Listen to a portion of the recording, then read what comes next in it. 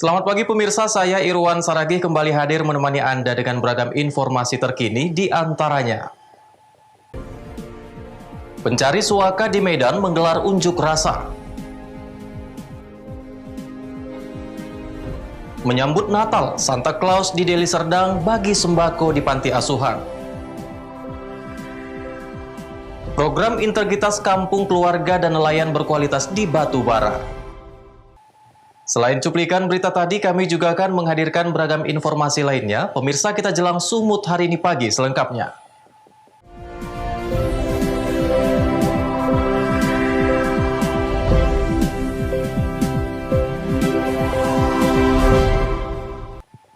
Kita ke informasi pertama, pemirsa. Pencari suaka atau imigran yang bermukim di Medan, Sumatera Utara kembali berunjuk rasa di depan kantor UNHCR di Jalan Listrik Medan, Sumatera Utara. Para pencari suaka ini menuntut dikirimkan ke negara tujuan suaka.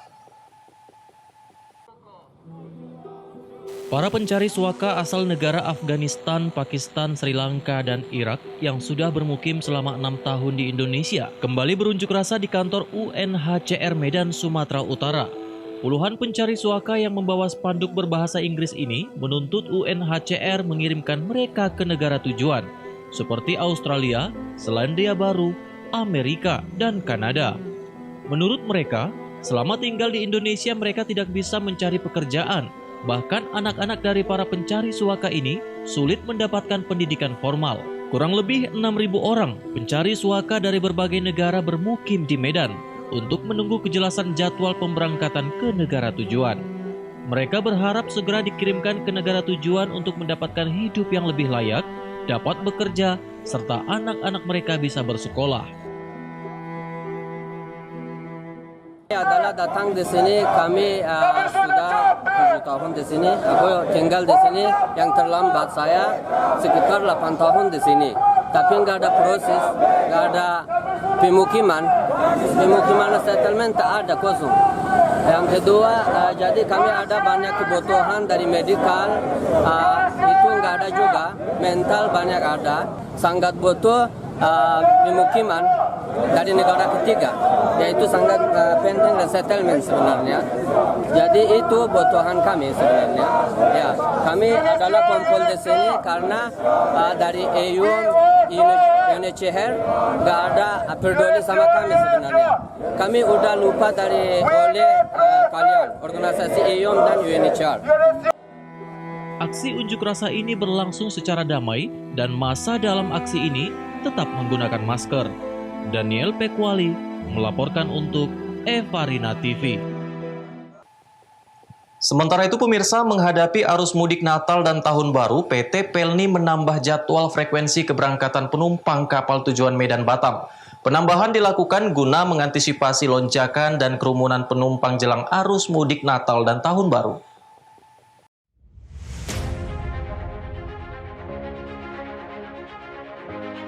Segala persiapan mulai dari mengecek kondisi kapal penumpang hingga calon penumpang harus melakukan rapid test saat hendak membeli tiket kapal motor Kelut di kawasan Jalan Krakatau, Kecamatan Medan Timur, Sumatera Utara. Kapal motor siap untuk mengangkut penumpang pengguna jasa angkutan laut yang diprediksi akan ramai di terminal penumpang Bandar Deli Pelabuhan Belawan jelang Natal dan Tahun Baru. Sarana transportasi angkutan penumpang di Pelabuhan Belawan saat ini hanya ada satu unit, yakni kapal motor penumpang Kelut yang memiliki jadwal keberangkatan dan kedatangan sekali seminggu, kini menjadi seminggu 3 kali selama arus mudik.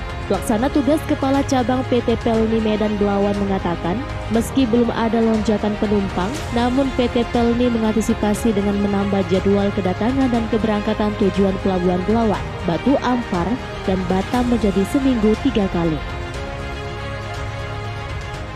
Arus mudik untuk saat ini kita masih dibatasi 50%, cuma kita ada menambahkan frekuensi dari tanggal 21, 23, sama 25, 26, dan terakhir 31 Desember tujuan ke Priok. Itu Pak, meningkat atau menurun Pak? Kalau untuk akhir-akhir ini, tahun ini, jauh kita penurunan hampir 50% Pak, karena penumpang kita pun dibatasin dari perhubungan cuma 50%. Selain menyiapkan posko di terminal penumpang, petugas kepolisian di wilayah hukum Polres Pelabuhan Belawan yang mengerahkan personilnya juga mendirikan pos di beberapa titik rawan. Wahyu Pratama melaporkan untuk Eva Rina TV. Informasi selanjutnya, pemirsa, Gubernur Sumatera Utara Edi Rahmayadi mengimbau pelaksanaan ibadah Natal dilaksanakan secara virtual, serta mengurangi aktivitas peribadatan yang mengundang kerumunan. Mantan Pangkostrat ini juga meminta masyarakat untuk tidak merayakan pesta tahun baru dengan menggelar hiburan yang berpotensi menimbulkan kerumunan.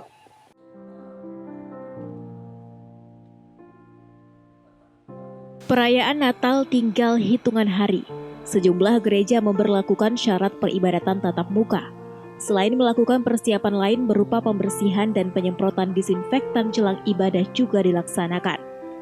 Gubernur Sumatera Utara Edi Rahmayadi meminta warga meminimalisir kegiatan perayaan hari besar keagamaan yang mengundang kerumunan.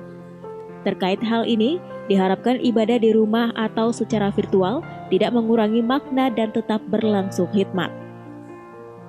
Sementara dalam perayaan Tahun Baru juga diminta untuk tidak menggelar pesta ataupun kegiatan yang mengundang kerumunan, baik di hotel maupun gedung. Ibadah dan doa-doa penutup tahun sebaiknya dilakukan di rumah masing-masing. Selain itu, masyarakat juga diimbau untuk tidak melakukan perjalanan ke luar kota atau tempat-tempat wisata selama masa libur Natal dan Tahun Baru. Masyarakat diminta menghabiskan masa liburan di rumah saja. Untuk Natal dan Tahun Baru, kita tahu kondisi COVID-19 ini belum usai. Untuk Natal, untuk yang beribadah, khususnya pada kaum Nasrani, lakukan ibadah dengan tidak mengurangi rasa khusyukan dalam ibadah, tapi tetap menjaga protokol kesehatan secara ketat. Untuk Tahun Baru, perayaan Tahun Baru diharapkan tidak ada. Bahwa instruksi saya tidak ada perayaan Tahun Baru. Lakukan doa-doa seluruh rakyat Sumatera Utara semoga tahun 2021 lebih baik daripada tahun 2020. Doa di tempatnya masing-masing, doa di rumahnya masing-masing bersama keluarga. Artinya boleh tetap bepergian libur tapi harus prokes itu Pak? Saya berharap tidak ada berliburan. Dengan kondisi COVID ini cukup rawan. Libur sajalah di rumah masing-masing. Aparat keamanan yang tergabung dalam Satgas COVID-19 juga telah dipersiapkan untuk menekan potensi penyebaran COVID-19 pada akhir tahun. Demikian juga serangkaian razia dan operasi justisi akan dimaksimalkan di sejumlah titik yang berpotensi menimbulkan kerumunan. Daniel Pekuwali melaporkan untuk Eva Rina TV. Semut hari ini masih akan kembali sesaat lagi, tetaplah bersama kami.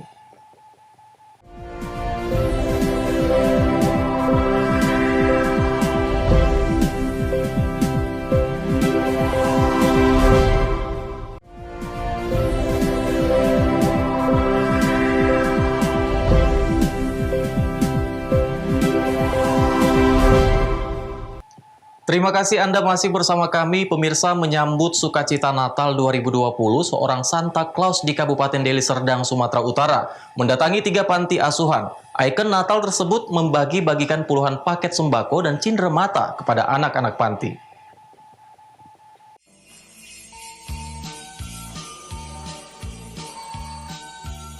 Meski di tengah pandemi COVID-19, sukacita Natal tahun 2020 tetap masih bisa dirasakan. Seperti yang dilakukan Badan Kerjasama Antar Gereja atau BKAG Kota Medan. Bersama Santa Claus, pengurus BKAG menggelar kegiatan sosial dengan membagikan ratusan paket sembako untuk membantu kebutuhan anak-anak panti asuhan dengan menerapkan protokol kesehatan. Santa Claus yang juga sebagai ikon dan identik dengan perayaan Natal tidak ketinggalan. Santa Claus membagikan cenderamata dan permen kepada anak-anak panti asuhan untuk memberikan motivasi dan menebarkan sukacita Natal. Kegiatan sosial untuk membantu panti-panti asuhan adalah kegiatan rutin yang dilakukan BKAG sejak tahun 2010 lalu. Pengurus bersama Santa Claus membagikan ratusan paket sembako kepada 3 panti asuhan.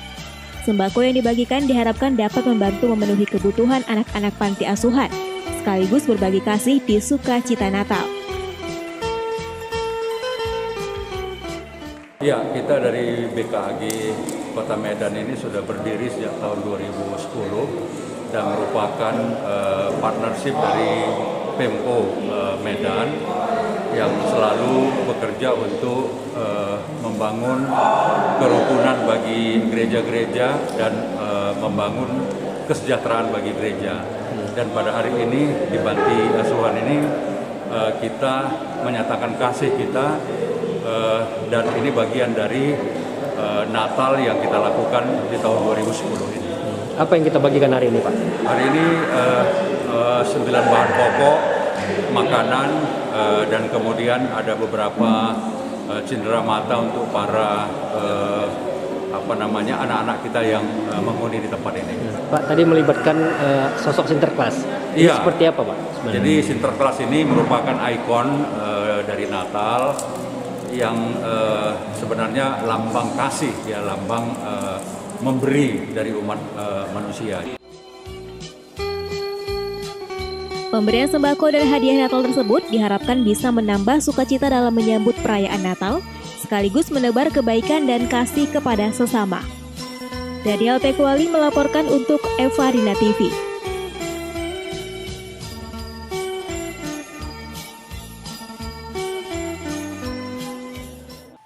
Kita ke informasi berikutnya, pemirsa. Agrowisata menjadi konsep yang tengah digandrungi dan menjadi salah satu tujuan wisata pilihan saat berlibur. Di tengah pandemi COVID-19 yang merusak sendi perekonomian saat ini, agrowisata hadir menjadi konsep berlibur sambil mendapatkan edukasi mengenai pertanian.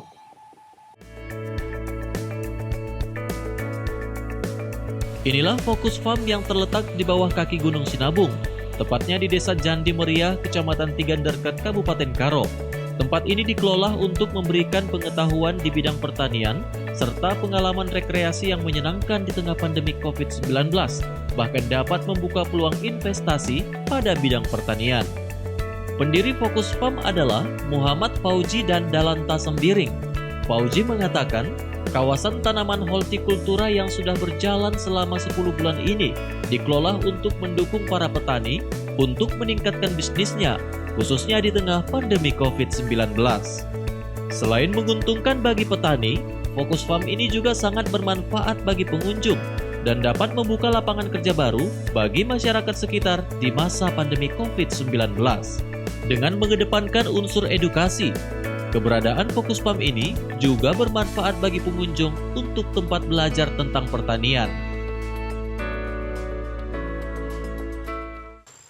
Dengan adanya Fokus Farm yang ada di kampung kita ini, harapan kita untuk masyarakat kita di kampung ini bisa terbantu dan juga bisa meningkatkan ekonomi masyarakat kita di kampung ini. Jadi harapan kami ke depan, kalau bisa untuk tahun depannya pun bisa kita tambah lagi area dan bisa juga dinikmati oleh masyarakat kita di kampung ini. Oke, berarti selama ini masyarakat juga terbantu, Pak? Ya, sudah. Jadi masyarakat kita sudah terbantu dengan adanya Fokus Farm yang sudah kita laksanakan di tempat kita ini. Dalanta Sembiring, pemilik lahan, menyatakan hadirnya Fokus Farm di desa tersebut sangat membantu perekonomian warga, terlebih di tengah pandemi COVID-19 saat ini. Lalu masyarakat sendiri yang sebagai petaninya, sebagai penanamnya, aron atau pekerjanya yang biasa disebut di sini. Jadi sudah lebih 1,1 dana yang masuk dan berputar di tengah pandemi COVID ini kemarin, dan kami rasa itu cukup baik untuk ekonomi desa. Gitu. Harapan ke depan kita akan bangun lagi di sini tempat wisata penginapan yang memiliki aktivitas edukasi penanaman cabai, tomat, lalu masyarakat juga bisa, tamu-tamu bisa petik sendiri cabai dan tomat di lahan-lahan yang sudah kami kelola ini, seperti itu. Sementara itu, penggagas Fokus Farm Muhammad Fauji menyatakan, Fokus Farm ini kedepannya akan lebih dikembangkan lagi. Chandra Bukit melaporkan untuk Evarina TV. Sementara itu pemirsa, tim Saber Pungli Tanah Karo melakukan sosialisasi kepada lapisan masyarakat tentang penegakan hukum terkait pungutan liar dan korupsi. Sosialisasi ini diharapkan dapat memberi pemahaman kepada masyarakat terkait hal-hal yang menjadi suatu kegiatan menjadi bentuk pidana. Tim Saber Pungli Tanah Karo melakukan sosialisasi kepada seluruh lapisan masyarakat terkait pungutan liar serta perbuatan korupsi di kantor Bupati Karo. Tim Saber Pungli yang berisikan aparat penegak hukum, mulai dari Polri hingga Kejaksaan ini pun memberikan pemahaman terkait perbuatan yang dapat dikategorikan masuk dalam tindakan pidana pungutan liar maupun korupsi.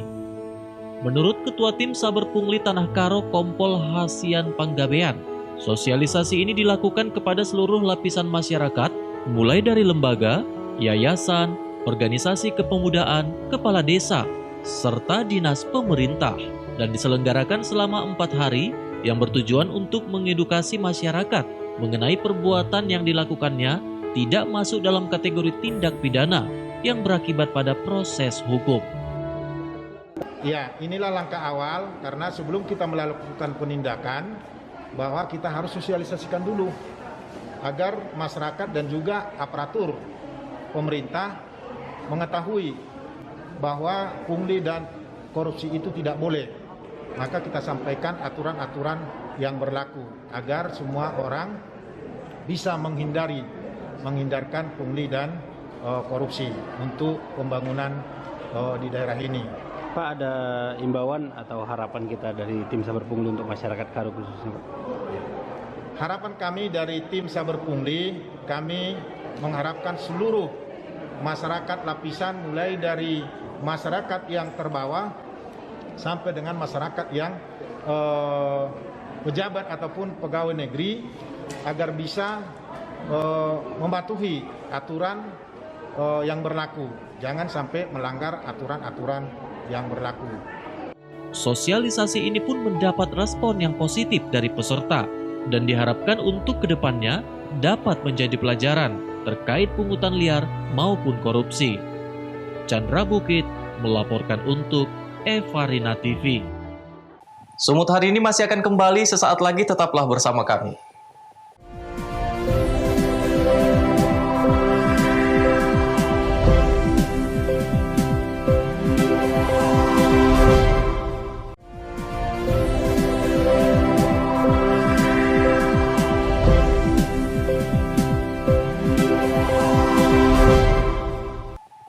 Terima kasih Anda masih bersama kami pemirsa. Badan Kependudukan dan Keluarga Berencana Nasional atau BKKBN mencanangkan program integritas kampung keluarga berkualitas dan kampung nelayan berkualitas di Batubara, Sumatera Utara. Program ini merupakan yang pertama di Sumatera Utara.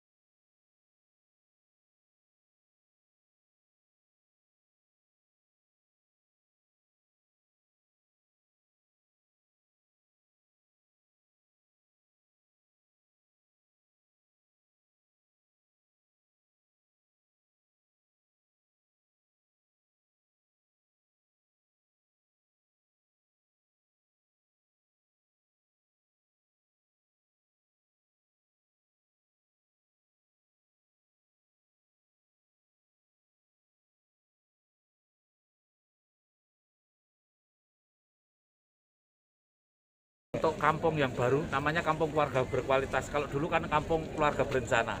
Ya, untuk kampung keluarga berkualitas baru yang kedua ini di seluruh Indonesia.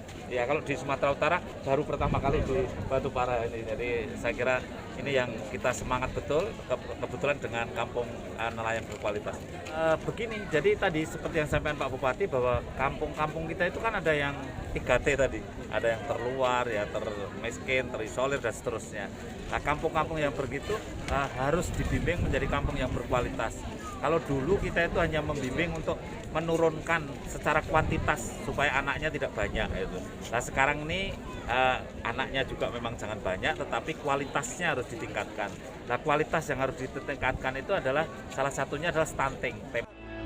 Sementara itu, Bupati Batubara Zahir mengatakan akan melakukan sejumlah upaya guna pencegahan stunting, diantaranya dengan meningkatkan kebersihan lingkungan, khususnya di sekitar permukiman nelayan dan meningkatkan kualitas gizi untuk anak.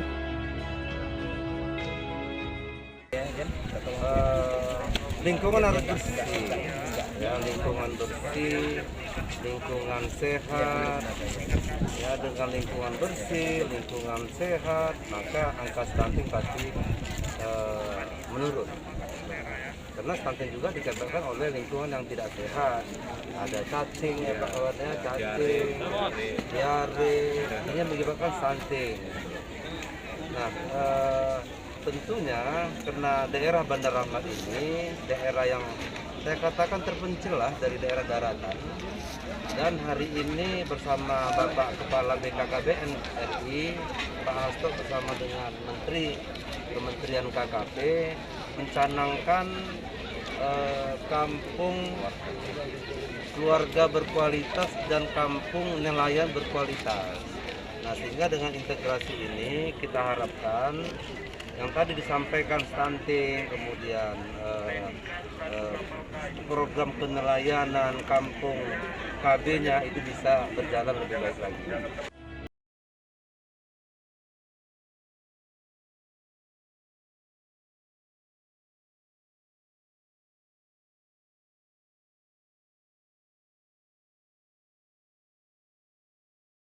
Sementara itu pemirsa, 9 orangutan Sumatera hasil perdagangan ilegal di Malaysia dikembalikan ke wilayah Sumatera Utara. Orangutan tersebut akan dirawat di pusat karantina dan rehabilitasi orangutan di Kecamatan Sibolangit, Kabupaten Deli Serdang.